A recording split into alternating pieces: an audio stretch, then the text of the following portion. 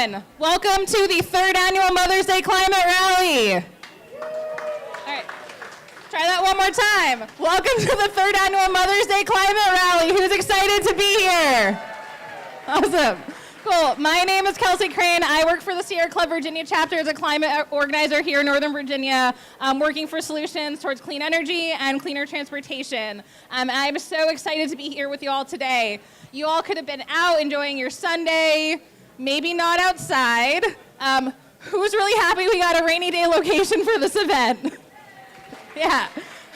So I want to give us another shout out to M4TR, who's the band who was playing as you all came in, and will be back playing more music and keeping us entertained and awake throughout the day while you're here, hearing from also some great speakers. So we are here today because all of you are part of the growing number of people. Okay, cool. Y'all are part of the growing number of people out there demanding solutions for climate change and supporting the amazing young activists who are out there every day escalating this fight and bringing it to not only our leaders here in the U.S., but to global leaders, folks in the UN, folks who can make these decisions, who can put forward the plans to transition us to clean, safe energy, create thousands of jobs while solving the climate crisis. That is something that everyone is starting to get behind, and a call to action that is starting to be heard by our leaders. And they're amazing young people who are elevating that call to action. You're going to hear from some of them today.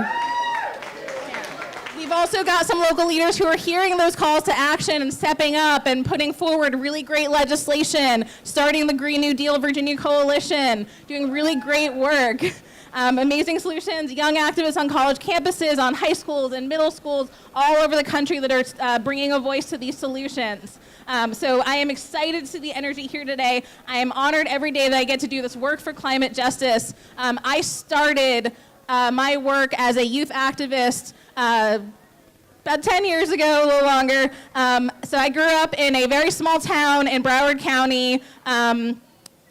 So 10 minutes to the west was the Everglades, 10 minutes to the east was the Atlantic Ocean.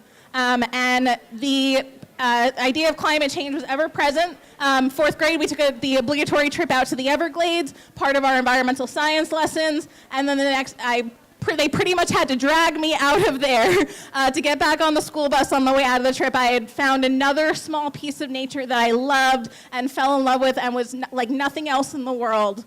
And then the next week when we came back to classes, we started learning more about climate change. And there were images that included sea level rise in Florida in the textbook. My community and the Everglades were in the ocean. All of these predictions potentially happening in my lifetime, and that both made me really afraid and planted the seed and turned me into a climate activist. Yeah.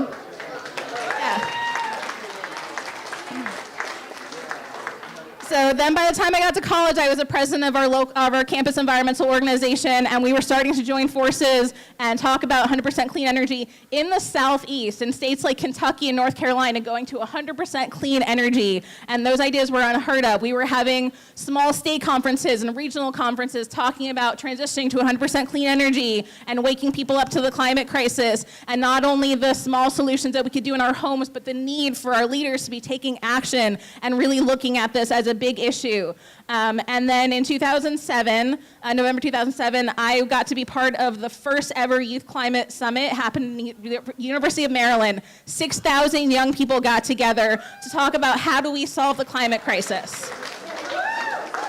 There were students there from all 50 states. We had a weekend of training. We went and we spoke to our representatives in DC, and then we held a march to show the size of the climate movement. I left inspired and with a whole new group of friends, completely changing the direction of my career, wanting to go into science to wanting to be an organizer and bring the solution and elevate the voices of people in communities who were talking about these solutions, who were impacted by these issues. So then in 2009, we came back to DC with 12,000 young people.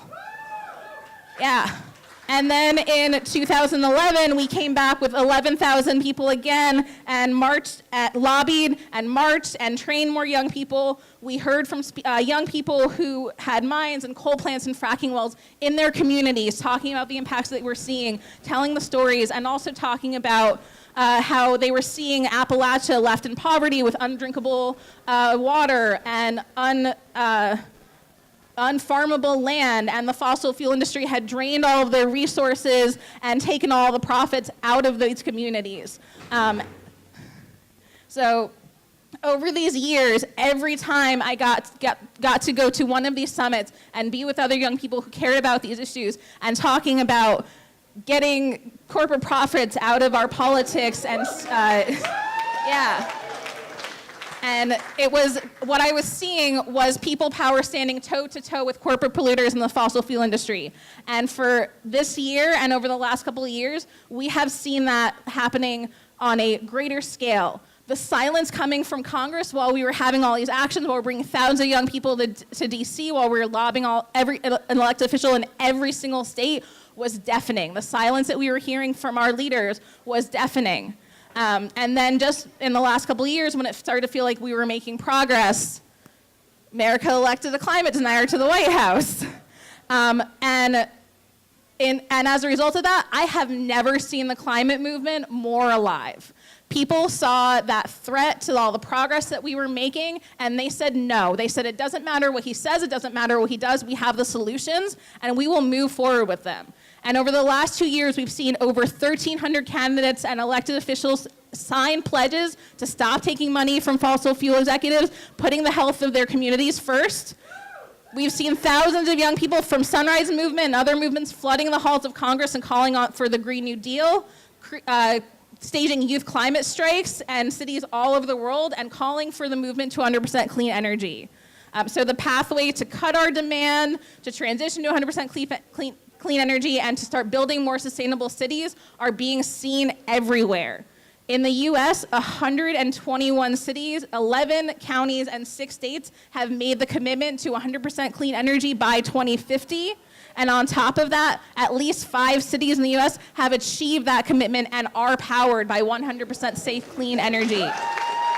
Yeah, those include cities in Texas and Colorado and states and Kansas, states that you would not expect to be going to 100% clean energy. And as a result of this, they're creating thousands of jobs in the solar industry and cutting their carbon footprint, and they're doing it in a cost-effective way. It is not costing them money, it is saving them money. So we have got some really great speakers today who are going to talk to you about some of those solutions. Having local solutions and things that we're doing here in state are more important than ever. So we're going to be able to hear about some of the things that were happening close by in Fairfax City, but unfortunately, Mayor Meyer had a family emergency and couldn't join us today, but there are some really great things happening. The city of Fairfax has a sustainability committee and a full-time sustainability staffer, and they're working on, every year, they're working on making recommendations and implementing those commitments to preserve resources and cut energy here in Fairfax City, So definitely check out, if you're a resident, check those things out. They have monthly meetings where you can go out and you can use your voice to encourage them to implement some of those solutions. So our first speaker actually grew up and lives in Fairfax City, and as an elected official proposed a ban on political contributions from Dominion Power and other regulated monopolies here in Virginia. Yeah, so Senator Chap Peterson represents folks living in Fairfax in the 34th District. And in addition to trying to get Dominion money out of our politics, Senator Peterson made an effort to stop a bill that will allow Dominion to double charge us as customers for fossil fuel infrastructure, and fought Dominion's latest attempt to overhaul how it was regulated. So we've got a great champion down in Richmond working on these issues. Please give a warm welcome to Senator Chap Peterson. Okay, thank you. And I think Mother's Day is actually next week. Okay, I just had a heart attack because I haven't bought anything yet. So, and I've got, lots of mothers I got to worry about in my life. One for my children and one for me. So anyways, it's great to be here. Thank you so much for Virginia Sierra Club. I know there's a few folks in the audience that remember me when I was on city council about 20 years ago. And And it seems like a lifetime ago. It was a generation ago. And in 2007, when I ran for the Senate, it was actually kind of my second act in Virginia politics. And when I decided to run, I actually wanted to get educated about this issue. So I went to the Fairfax City Public Library, and I checked out books on climate change and energy and environment. I read everything. And I typed up a plan called Virginia 2.0, and I still keep that on my website. And I read it every couple years just so it kind of reinvigorates me, just to remember, okay, this is what we're trying to do here.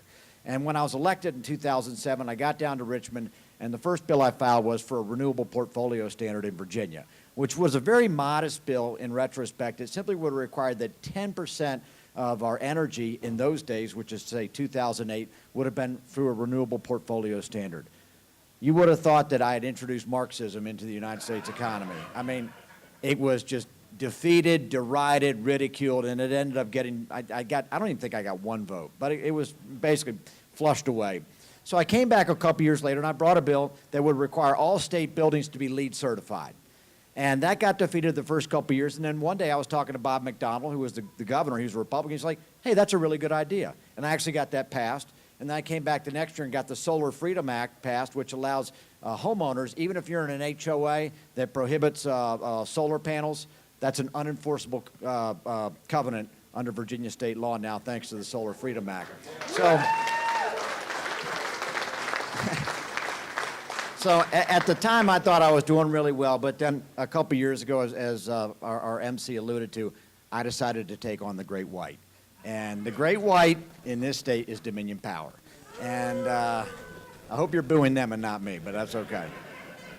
I filed a bill that would have repealed what was called a, quote, rate freeze, which basically locked in their monopoly and allowed them to overcharge consumers. And I brought that bill. It was defeated. I brought it back again. It was defeated again.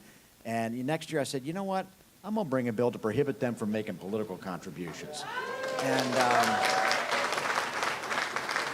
that was January of 2017. That was 30 months ago. I don't think, if I ever do anything else in the Virginia political history, nothing else had more of a far-reaching impact, because that idea just flew. Because these are complicated issues, and I'm happy to debate them with people, but I won't debate them with people that are frankly corrupted by the money that they've received. And I choose my words carefully.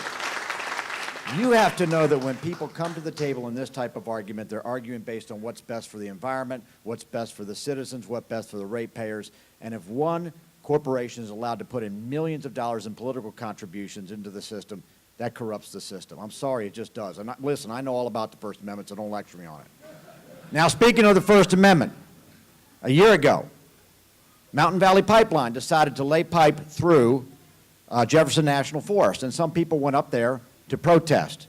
And the National Park Service, our federal tax dollar it worked, sent them away, said, you can't do that.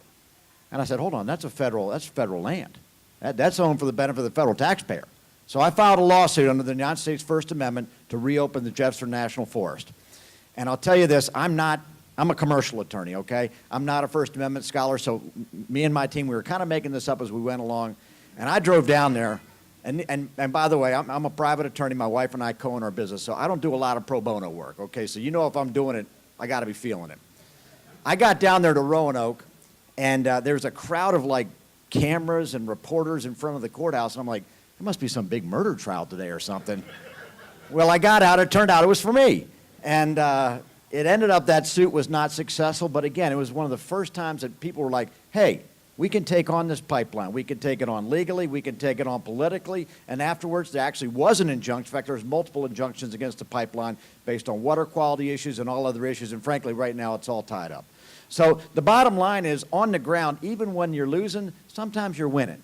And that's one of the things I take away from this. And you know, this is an issue that, like I said, is so critical. It's critical to our children. It's critical to our grandchildren. And one of the things I will stress to you is, and I know we're all here to learn from each other about the environmental issues, but also the economics is important. And I use this illusion. Actually, I was talking to the governor the other day, and I said, look, I said, when I was a child, if you wanted to place a telephone call, you could only use one company. It was Ma Bell. And you know what? We deregulated that industry and allowed new technology to come in. And you know what? Now we all carry around this. Okay, and this wouldn't have happened unless we allowed competition to take place. And as long as we allow monopolies to choke off competition in the energy industry, we won't get market-based renewables, which is what we need, because the free market's going to bring renewables to the table, because they make sense economically. They make sense, they're cheaper, they're more cost-efficient, and also they'll have less environmental damage to them. So I'm convinced that in our American political system, in our American economic system, when we get away from the archaic system and bring in more competition, renewables will win. Because technology wins in this society.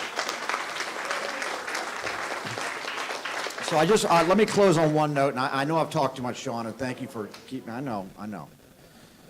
Sea level rise is important. Virginia is a very low-level state. Hampton Roads, or what I call the 757, Virginia Beach, Norfolk, that's one of the lowest communities. And you saw what happened to Houston a couple years ago? That could happen to us in a heartbeat. And we have a lot of communities down there that need protection. So this is an issue that's important for Virginia. I love this state. I love it. I mean, next to my wife, Sharon, I love it. I love the Redskins, too, but that's another issue. The bottom line is it's a great state, and we got to protect it. Again, let me just end where I began. Virginia Sierra Club, you are the champions. I'm proud to have your support, and thank you so much for everything you do. God bless you.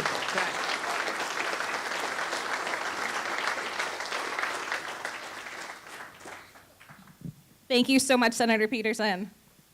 All right, so I wanted to take a couple minutes, and aside from Senator Peterson, I also believe I saw Dalia Palchuk, who's one of our school board representatives, here in the room. She might have, yeah, she was here. She stopped by, and she's doing some really great work. The Fairfax County School Board this year passed a resolution calling on the state and Congress to act on climate change, which is really good, showing that even the small local entities like that can take action. Yeah. So I'm supposed to acknowledge other leaders in the room, but I wanted to actually take the time to acknowledge all of the folks who helped plan this rally and are out here with organizations and who do the work every day for solutions in our community. So please absolutely take the time while you're here to go around and visit all of these tables. Go see Alice at the Moms Out Front table.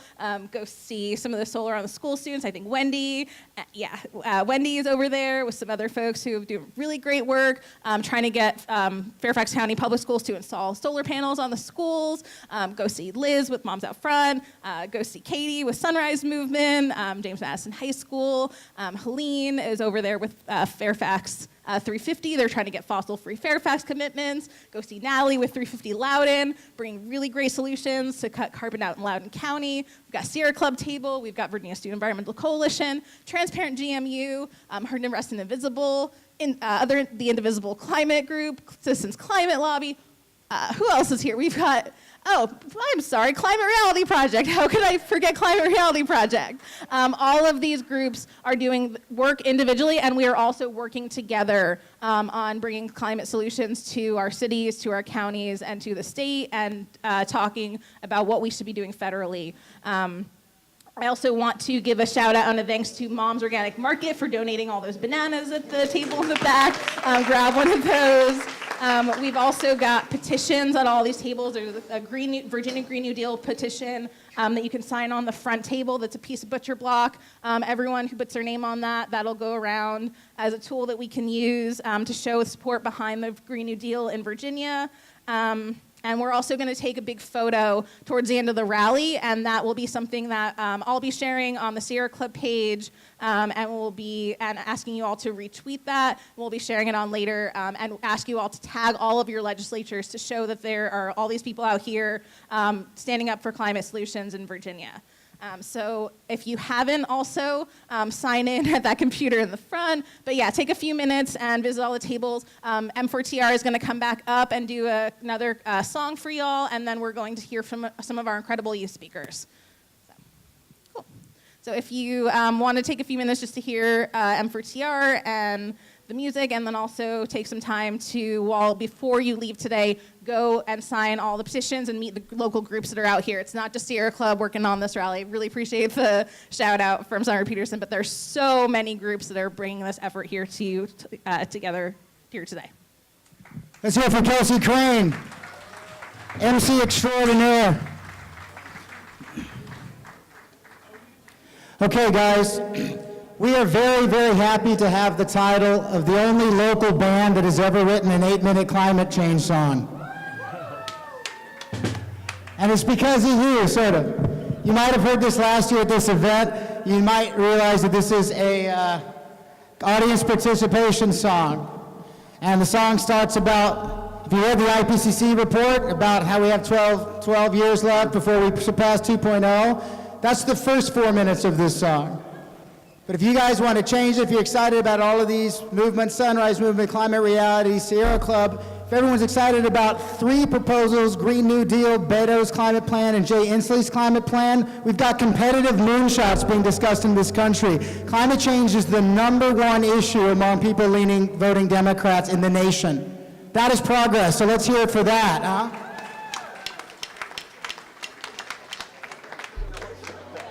But first we're going to depress you.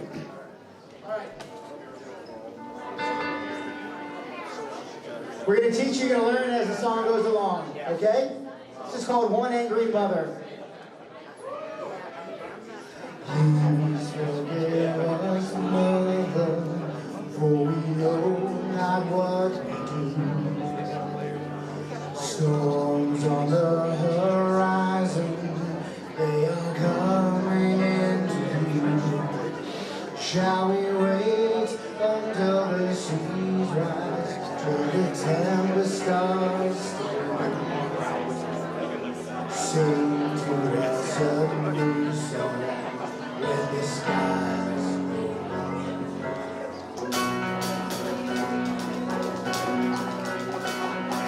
and you will help us know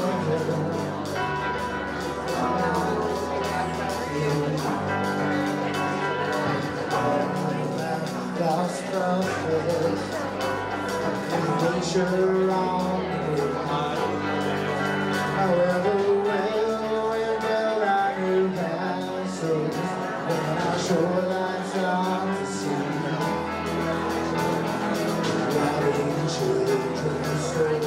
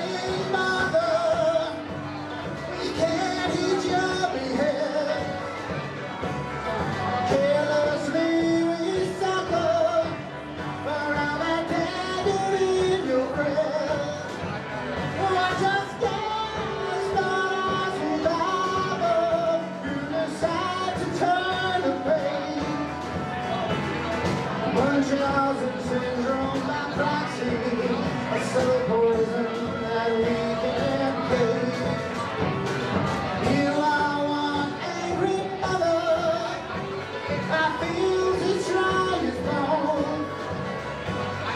Masses cross borders, under from the seas we've sown.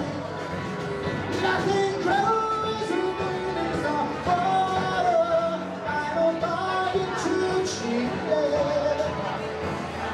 Oceans from your teardrops, they fill our lungs till our last breath. Please awake us, Mother, from a nightmare dark and true. Deep in the 11th hour, seems you don't die renewed. We don't need no wishes for terror, it will shine on our enemy. And soaring Mercury rising, clear, so must we.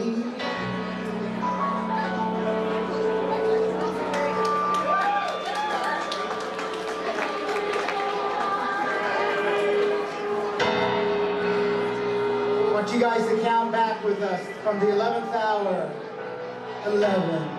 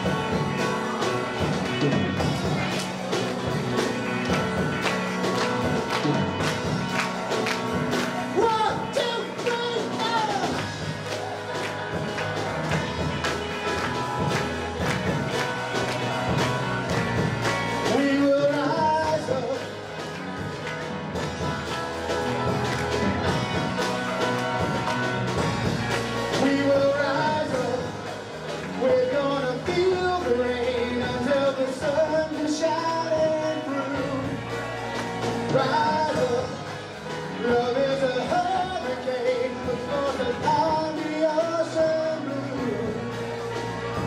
Majestic light of peace around you, rivers wash the world around. Start today, brand new.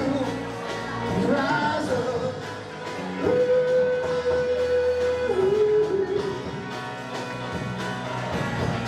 We will rise up.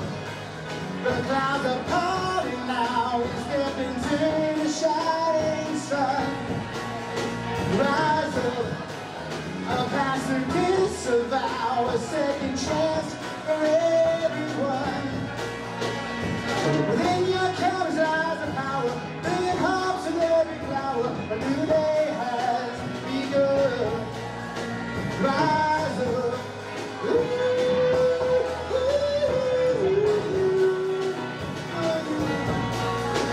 Rise up.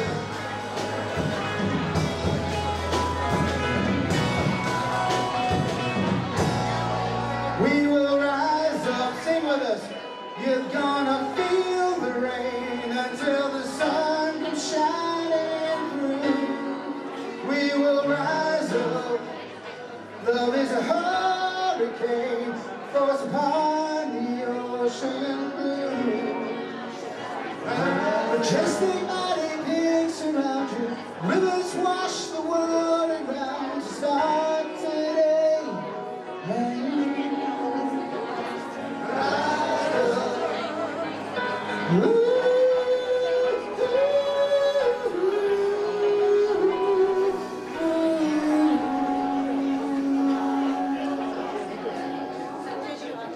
Thank you.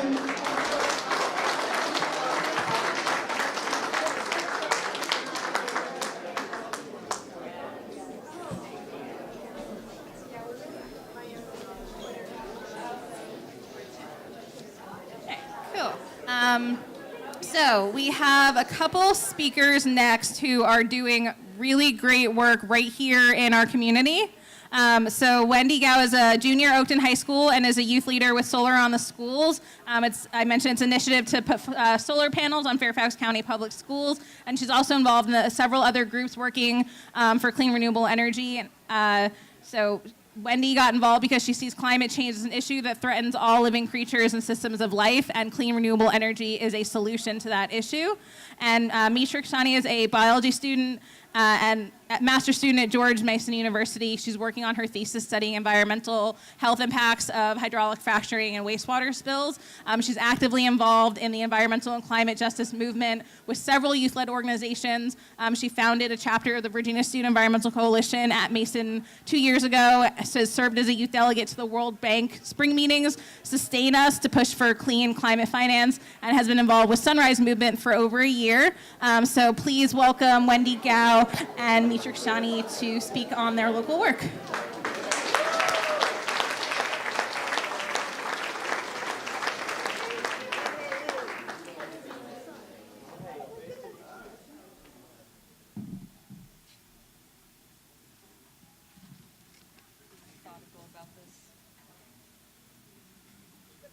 Hello, everyone. So glad to see everyone's faces here. My name is Mitra, as Kelsey introduced me. I go to George Mason University. I'm 22 years old. I'm a biology student, and I'm living in Loudoun County, Virginia, so pretty local to this area.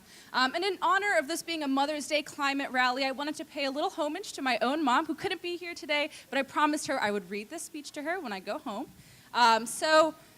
Given a little background, my mom was born and raised in a little country in the Middle East called Iran. You might have heard of it.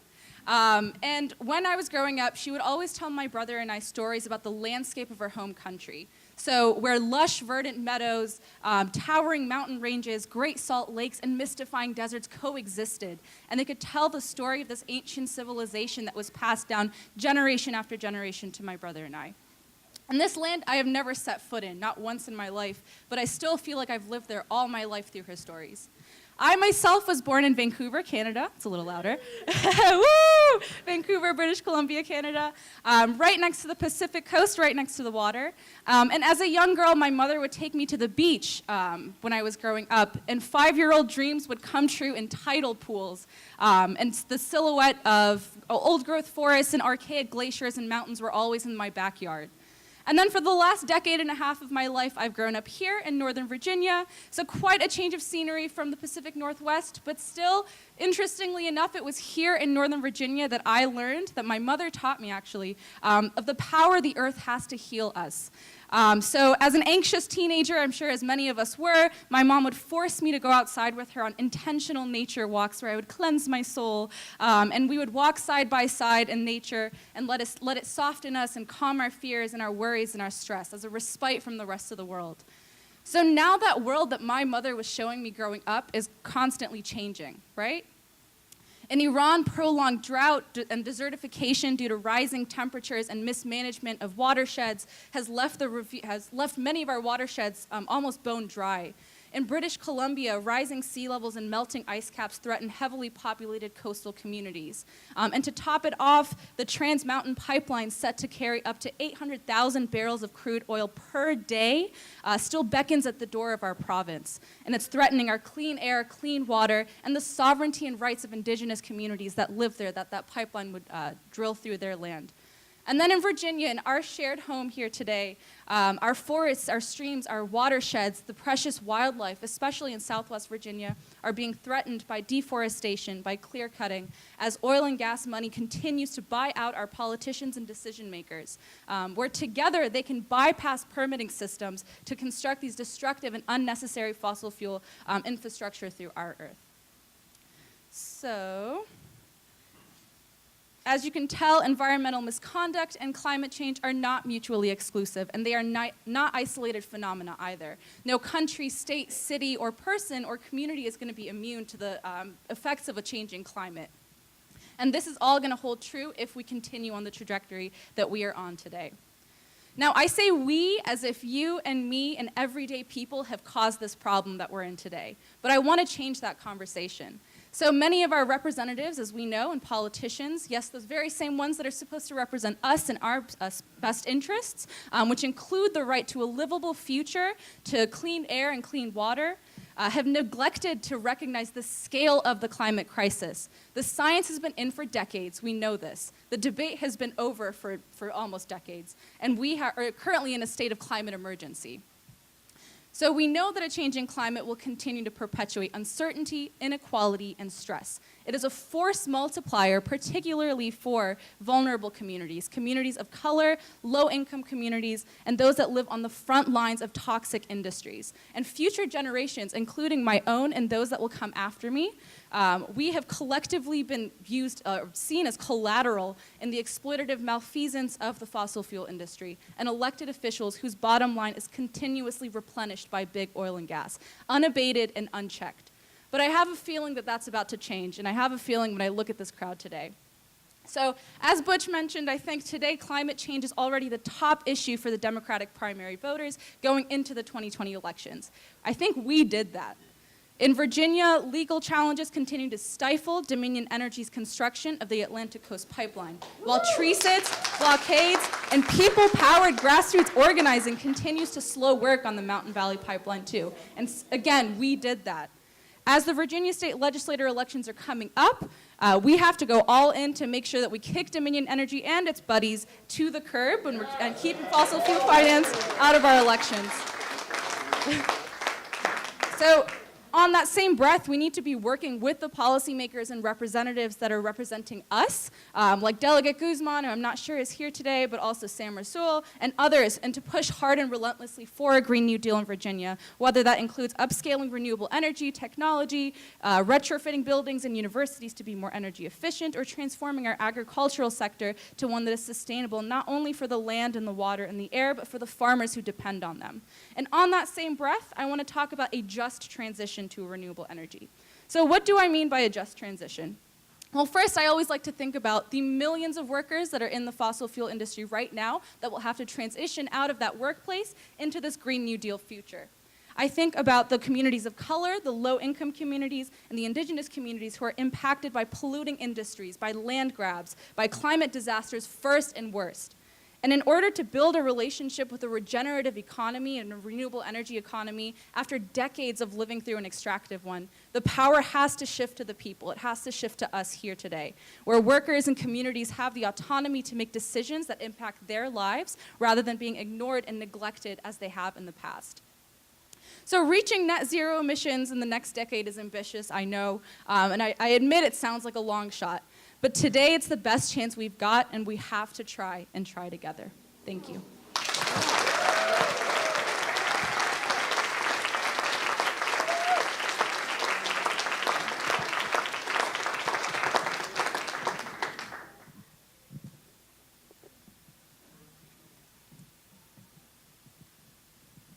Hello, everyone. Good afternoon. It's so good to see so many of you here today. My name is Wendy Gao. I am a junior at Oakton High School, and today I'm speaking on behalf of a group called Solar for Schools. We are a student coalition of high school students from across Fairfax County that advocate for solar panels on Fairfax County Public Schools. However, I'm here at this rally for the same reason that I'm sure most of you are. Since this is a Mother's Day climate rally, we're here to commemorate and honor moms and motherhood, all moms, and especially that of Mother Earth.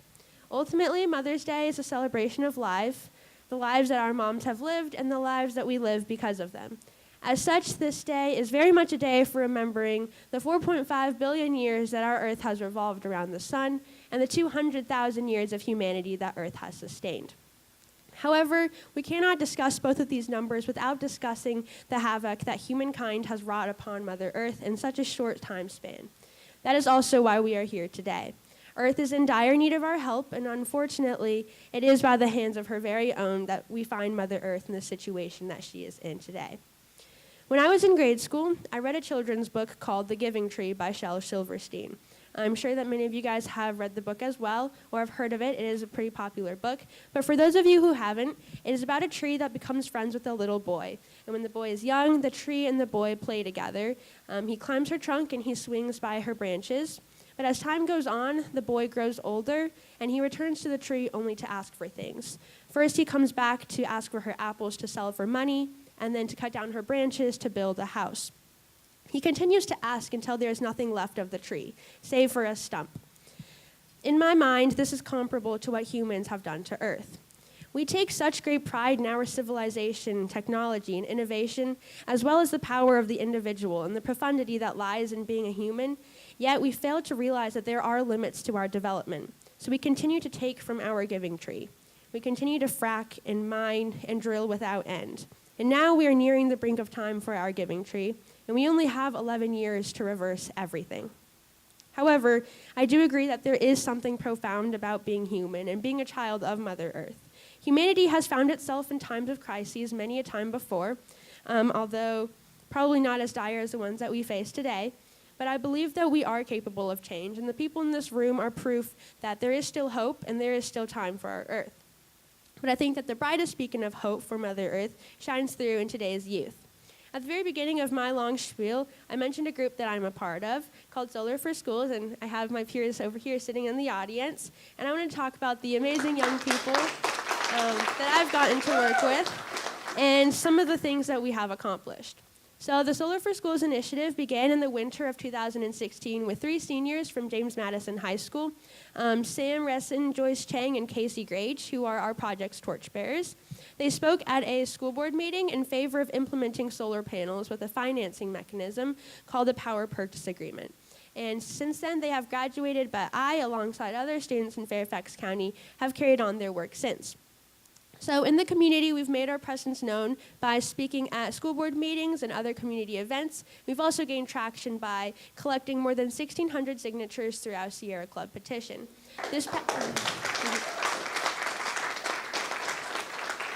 Our first success with the school board came this past October when the school board passed their resolution on climate change action, which authorized the school board to officially support climate legislation at the local and state level. In January of this year, 7 Solar for Schools delegates, including myself, spoke at the Capital Improvement Plan public hearing to urge the adoption of renewable energy projects into the CIP by taking advantage of the imminent Fairfax County Power Purchase Agreement. In the following school board work session, we accomplished our goal, and 3 schools, Chantilly High School, Thomas Jefferson High School for Science and Technology, and Mason Crest Elementary School, were finally listed in the Capital Improvement Plan to receive solar panels.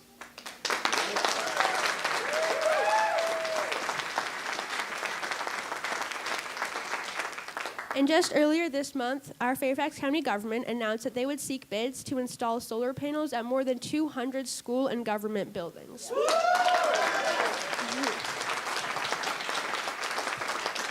So, my peers give me hope, but so does my Fairfax County government officials. And most of all, the people that are sitting in this room today give me hope that we can save our earth.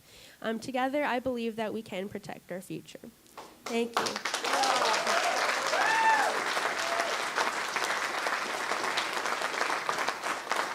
Also, I just wanted to wish a happy early Mother's Day to my mom, who's sitting in the audience, and for always supporting my environmental ventures.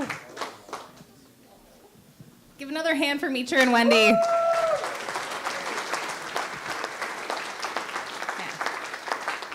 So because of the work that we're doing, we are seeing young people getting more active. We are seeing clean energy commitments here in our county, and we're seeing clean energy installations here in our county, not just commitments. So they are bringing real change here to Fairfax County and to Virginia as a state. So I am really excited about our next speaker. Who here is excited about the Green New Deal? Yeah. So our next speaker is an incredible woman whose campaign personally inspired me and many other people. She works from the heart and from the head and then goes in with real solutions. This year she joined Delegate Sam Rasool to bring the energy behind the Green New Deal here that we're seeing at the federal level to Virginia. And this has formed an incredibly powerful coalition of organizations and community leaders who are looking to address climate change, poverty, criminal justice issues, labor rights, civil rights, protecting our farmers and our families, all in one space. So in Virginia, this is breaking down walls between our issues and our organizations and advocates to envision real changes that are going to shift the dynamics of power here in Virginia. And this is something that we saw represented in Delegate Guzman's taking office in her campaign, bringing real change, being one of the first 2 Latina women elected that year to serve in the Virginia state legislature. So she's addressing the issues that impact our Virginia families, taking on health care, minimum wage, farm workers, protecting undocumented residents and our environment. So please welcome Delegate Elizabeth Guzman.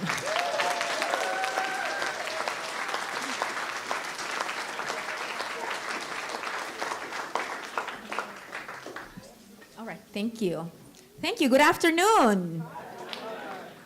Thank you for having me here. I am Elizabeth Guzman. I represent the 31st District of the House of Delegates, which includes parts of Prince William and Fauquier County. And as it was mentioned earlier, in 2017, I was elected as the first Hispanic female immigrant to the Virginia Assembly. And immediately after, I was elected as the chair of the Freshman Caucus. You know, the most diverse slate of delegates in Virginia history. And I'm also proud to announce that 13, actually now 14, out of 16 of members of my class refused to take money from Dominion Virginia Power.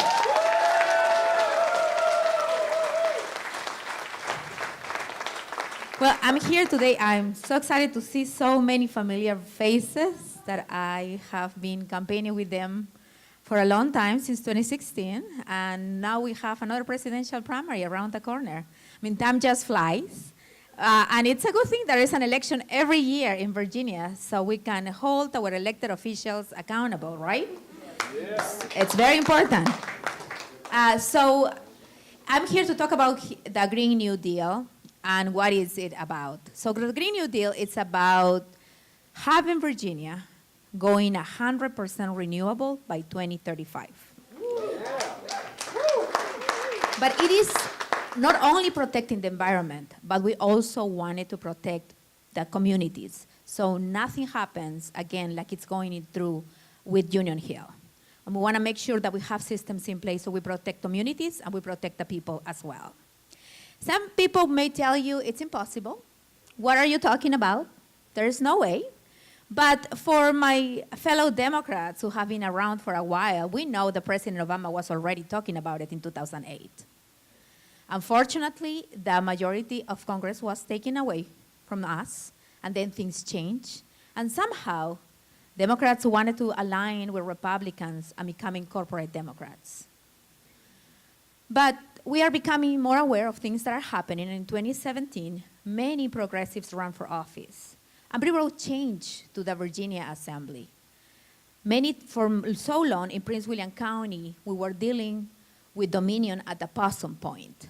Does anyone know about what happened in the Possum Point? Yes, so Dominion was, it was dumping coal ash and, killing families and damaging the environment. So this year, during the Virginia legislature, we were able to pass a bill. The Republicans took it away from us, but it's okay. We are still have to sometimes allow them to take the priorities because it's all about the environment. And now corporations will be responsible to clean coal ash in Virginia starting July 1st. And this was not something new. It was something that I called out my opponent in 2017 because he was dealing with this issue. We were dealing in Prince William County for this issue for a long time. However, he preferred to take $30,000 from Dominion instead of calling them out. So right now, we want to hold these corporations accountable because if we stay silent, what is going to happen is that our children are going to call us out when they grow up because they will not be able to enjoy the environment that we are enjoying today, and they will tell us why we didn't stand up and remain silent, seeing the things that are happening now. We were talking also about, and when we were taking this journey, we were talking about unions. Any union brothers and sisters in the house today? Yay! Awesome. So we had a situation where we thought that intersectionality was impossible, that protecting the environment would not go along about providing good-paying jobs, safe jobs. So I'm here to tell you that the Green New Deal will be able to accomplish that. We'll be able to create new jobs, high-paying jobs, that will be safe. And for unions, for the unions, brothers and sisters, we know that safety has been our priority for a long time. So it is possible to do it with the Green New Deal.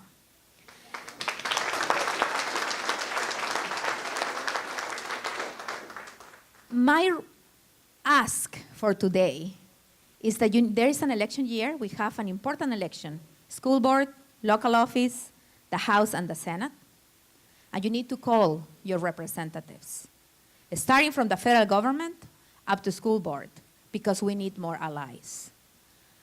I live in the 11th Congressional District, and I am proud to announce that Jerry Connolly was in support of the Green New Deal.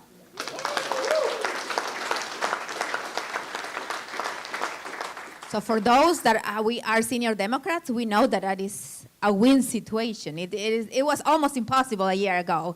So we should be celebrating now. So call your representatives, tell them about the Green New Deal, tell them to join. We are excited to announce that we have at least 45 candidates who are running for office this year at different levels that have become champions of the Green New Deal. But we also have to share our message of progress. Someone invites you to get behind those Green New Deal champions and help them get elected or re-elected.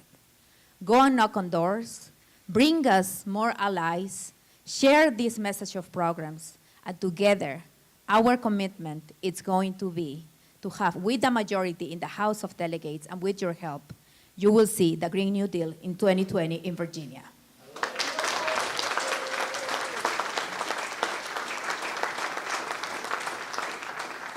So I hope I see you at the doors. Please come to Prince William County. We have exciting elections. You probably heard about the primary on the GOP in Prince William County.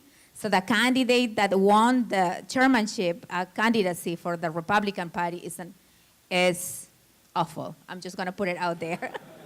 It's Cory Stewart's legacy. So we're gonna need your help. Please come talk to Prince William County candidates. We have amazing candidates. We have a primary. Get out and vote. Bring your families out. Our vote is our voice. And I would not be a politician if I don't tell you that we have to vote every single election. It's important. And get behind those candidates that are protecting the environment, that are fighters, that wanted to fight to make Virginia a place where we can be 100% renewables by 2035. Thank you one more time for having me here. It is amazing to see familiar faces. And I will see you on the campaign trail, and in November 5th, we will be celebrating when we take the majority in the Virginia Assembly. So thank you so much. Thank you. Let's hear it for Elizabeth Guzman.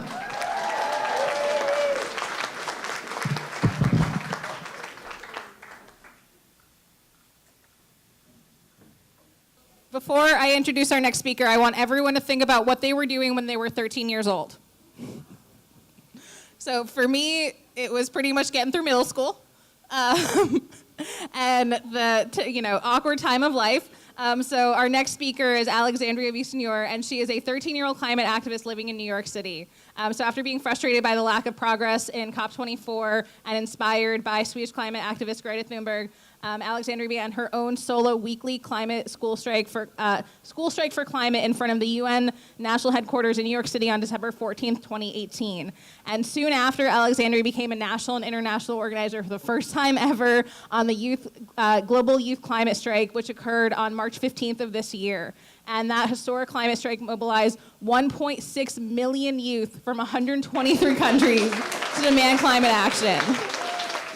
So she's continuing to work as a prominent climate strike organizer, and is also working to bring accurate climate science and climate change education into our K-12 school system.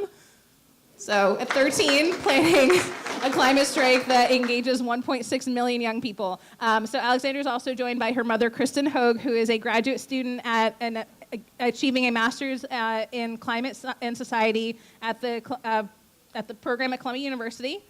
She's also a writer for the Earth Institute's website, Glacier Hub.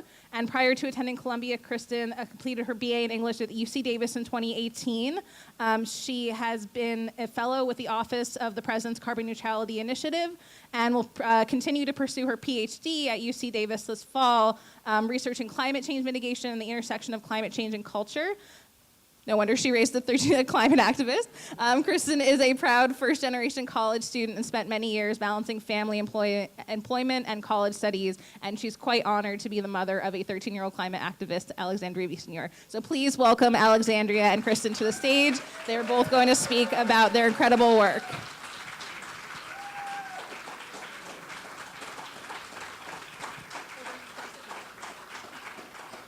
Hi, everyone. Hi, everyone. Can you hear me? Okay. So I actually think, since my mother is here, I wanted her to go first, just to talk to you a bit about, raising a radical climate activist. I think she can lay the foreground there. So, Mom, do you want to come first?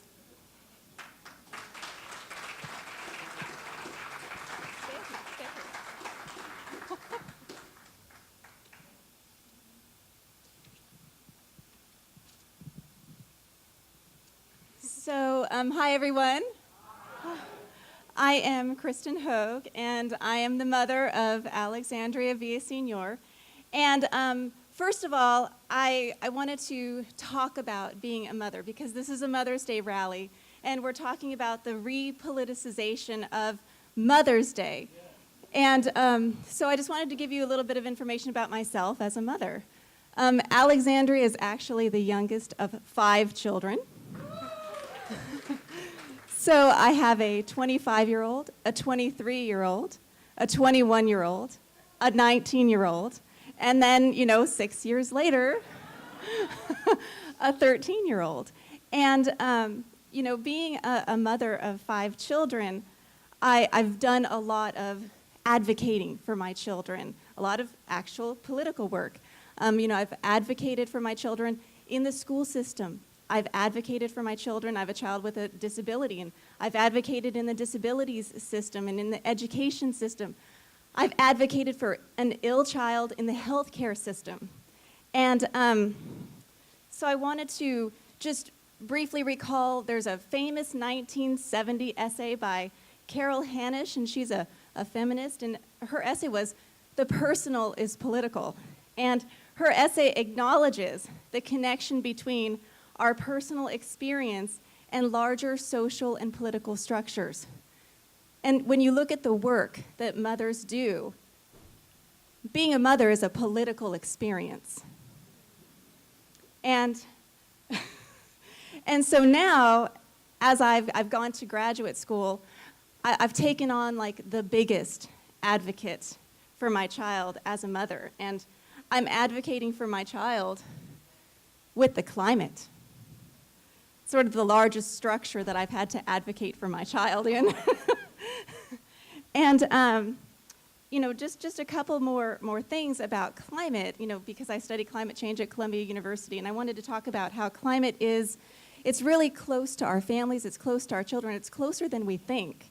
And we really need to begin to look at climate as a living structure, and looking at climate as, a member of the family. And for example, when we have a family member who's ill, we teach our child how to care for that family member, and we explain the illness to our child. And the climate system is no different. The climate, it's right under our feet every day. It's the air that we breathe, and that family member is ill. And when a person is really ill, their organs, they begin to shut down, and that's what we're seeing in the climate system right now. We're seeing the dissolution of our jet stream. We're seeing the melting of our cryosphere. We're seeing the slowing of our Atlantic meridional overturning circulation, which is the conveyor belt for our oceans.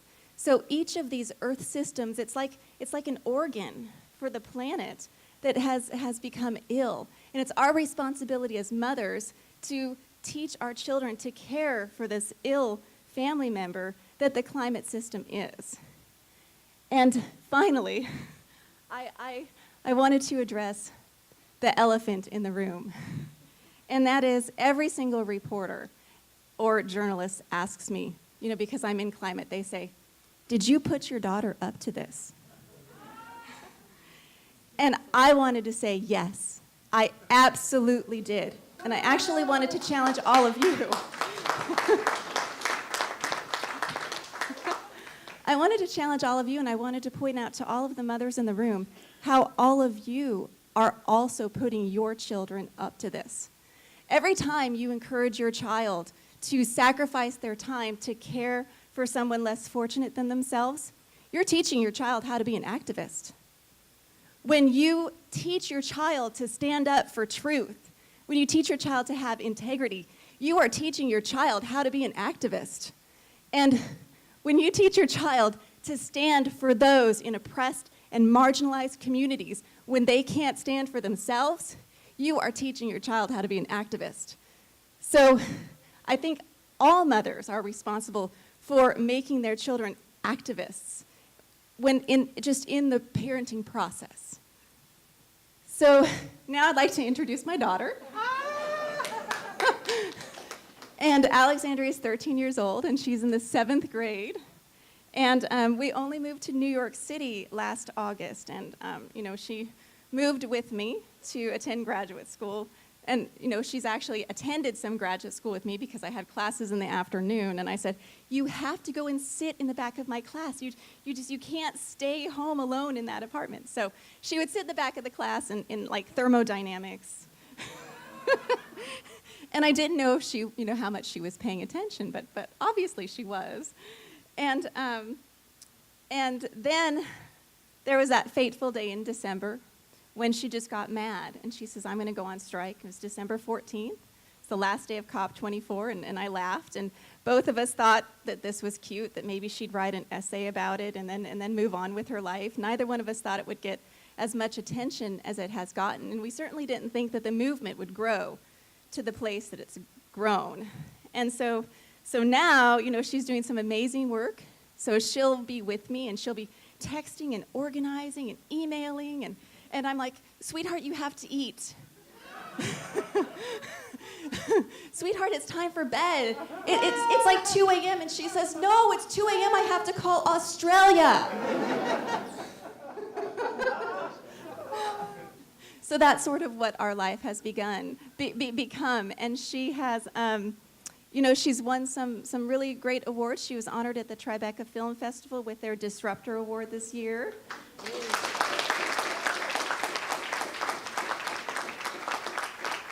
She's accepting the Common Good Foundation's Changemaker Award. She was recognized on Political's list of top 100 people influential in climate policy.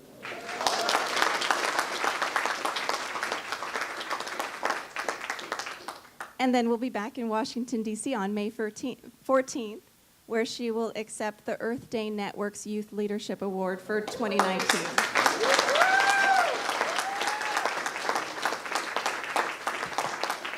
And this all, as a mom, this all makes me very proud. And, but I still call her little one. and so with that, I'd like to introduce my daughter and hand it over to Alexandria Villaseñor.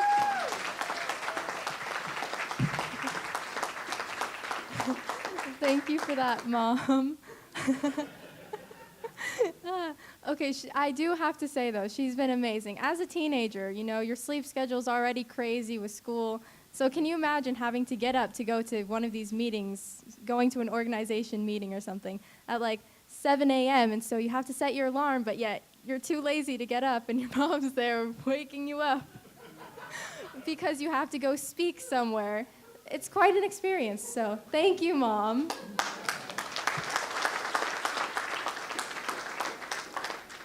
So I guess you guys already know, but my name is Alexandria Villaseñor, and I'm a 13-year-old climate activist, and I've been on climate strike for 21 weeks now in solidarity with Swedish climate activist Greta Thunberg.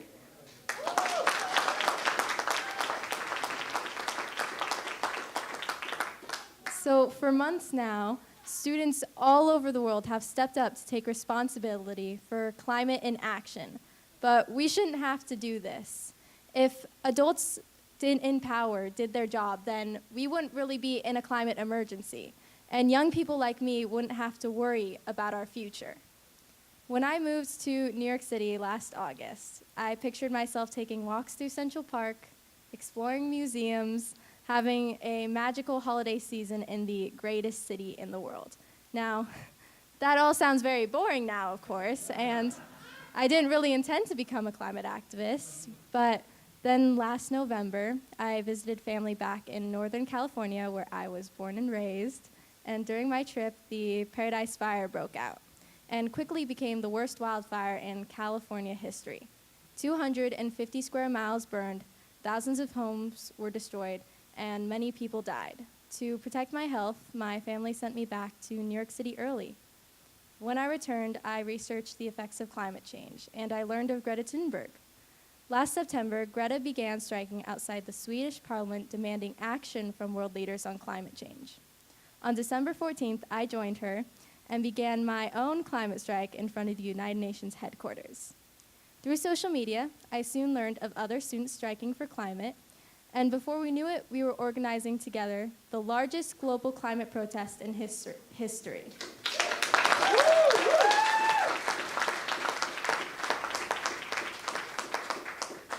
On March 15th, 1.6 million students in over 125 countries school striked for climate, demanding action from their world leaders.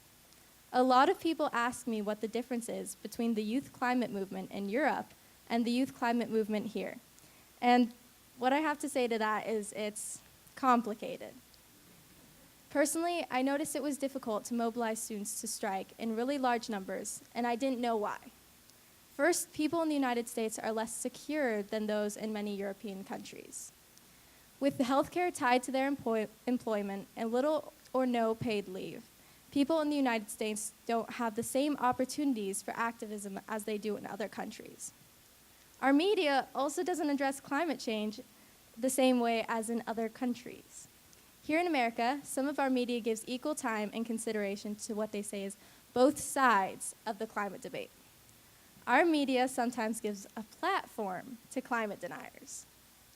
I had the honor to be on a panel at the Columbia School of Journalism last week, where they were discussing why the media wasn't taking on the responsibility to report the facts about climate change.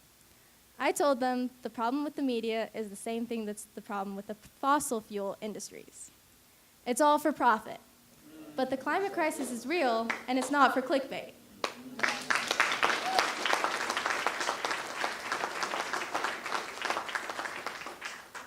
I also realized the key was education. Climate change education isn't taught as much as it should be. So, to address this problem, I just announced my own startup nonprofit called Earth Uprising.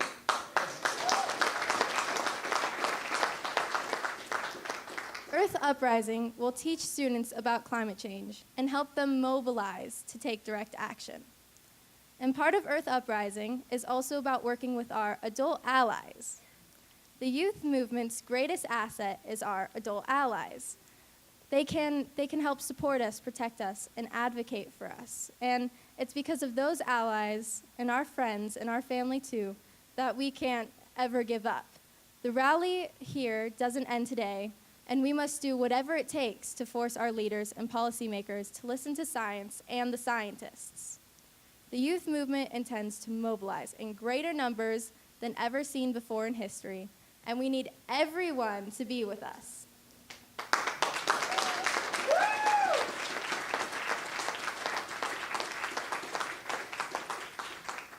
Now, as a student growing up in this planet, I have a future for the future.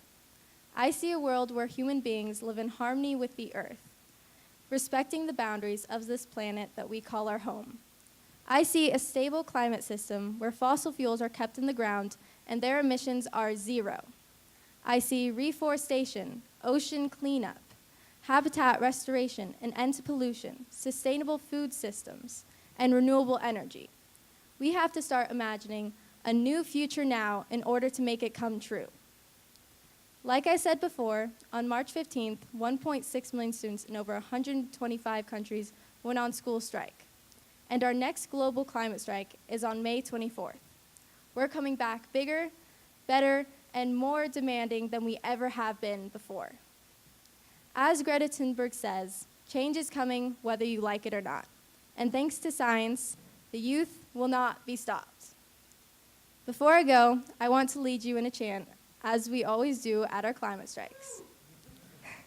So when I say our future, I want you to respond with our earth, okay? You. Our future. Our earth. Our future. Our earth. Our future. Our earth. Woo.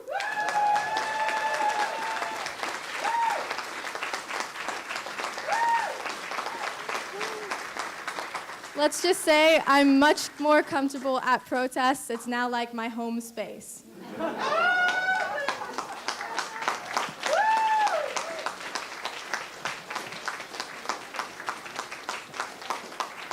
Let's give one more round of applause to Alexandria and her mother, Kristen. Doing really incredible work, mobilizing millions of people to take action. Yeah.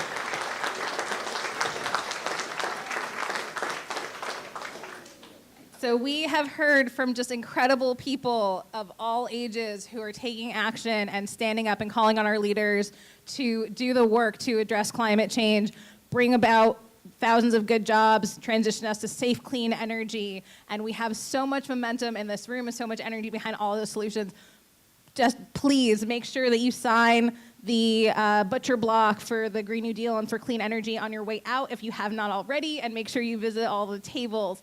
So what we are going to do now, the last 2 years we have had a proclamation at our rallies that brings attention to all of the amazing activists and other powerful women and who have come before us and inspired us to hold this action. And Julie Kimmel, who is one of the founders of 350 Fairfax, is going to share that proclamation. And after she shares the proclamation, you all are going to hang out, and we're going to move this banner forward a little bit, and you all are going to come up here, and we're going to take a really powerful group photo that we're going to share with all of our legislators.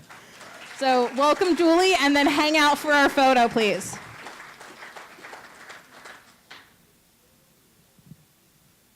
Hello, everyone. Okay.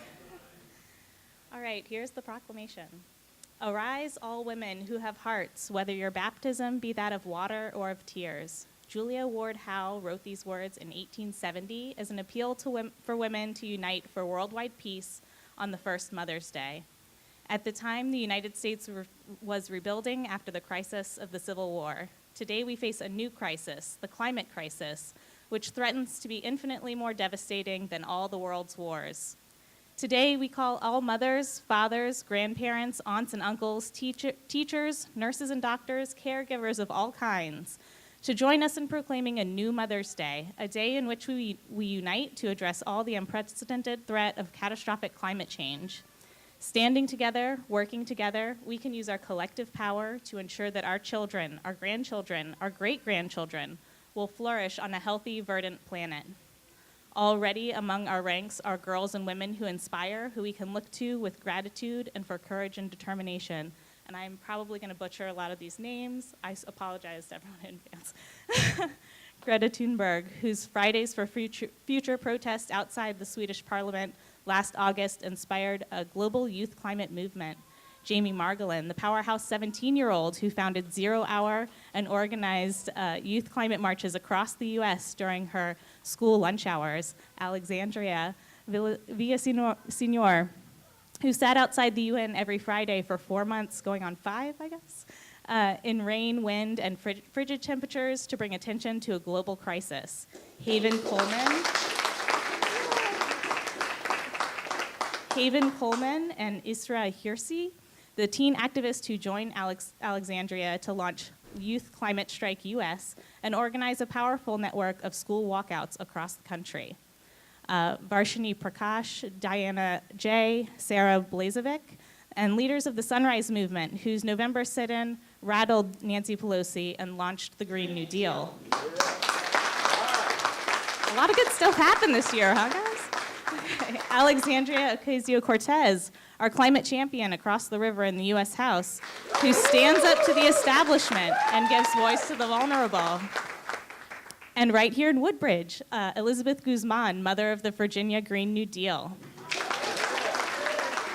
So before I go on, I also want to give a quick shout out to 3 superb young activists who are here with us. Katie Monticello, where are you? Yay! A mentor in the Sunrise Movement, and our inspiring speakers, Wendy and Mitra, plus all the supportive mothers out there like Kristen Hogue. I can only hope that I can nurture and inspire my daughter the way that you have nurtured and inspired yours. By their examples, these girls and women can teach us to confront and overcome the dangerous actions and ideas of Donald Trump, Andrew Wheeler, Charles and David Koch, and so many others who seem willing to sacrifice their children and ours in pursuit of profits and political power. These men aren't national leaders, they are lost souls. And standing together, we condemn their collective stupidity and their suicidal greed.